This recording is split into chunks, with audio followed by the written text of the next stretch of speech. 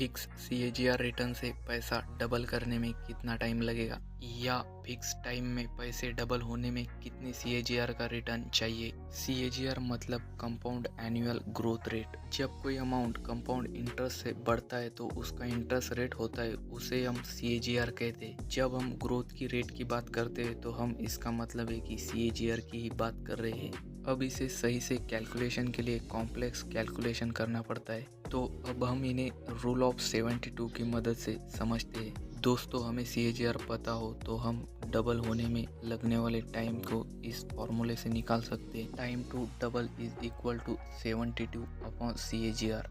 अगर हमें 15% के सीएजीआर से रिटर्न मिल रहा हो तो 72 अपॉन 15 यानी कि 4.8 मतलब 4.8 ईयर्स लगेंगे पैसा डबल होने में। अगर रिटर्न 24% मिल रहा हो तो फिर 72 अपॉन 24 इज इक्वल टू 3 मतलब 3 साल लगेंगे पैसा डबल होने में। अगर हमें जितना परसेंट रिटर्न मिल रहा हो तो हमें 72 को उस परसेंट से डिवाइड करना है, तब हमें टाइम मिल जाएगा। वही हमें पैसा डबल करने में कितने सीएजीआर रिटर्न से प्रॉफिट बनाना होगा, ये भी हम फॉर्मूले से कैलकुलेट कर सकते। फॉर्मूले को थोड़ा सा अरेंज करना होगा। CAGR is equal to 72 upon time to double.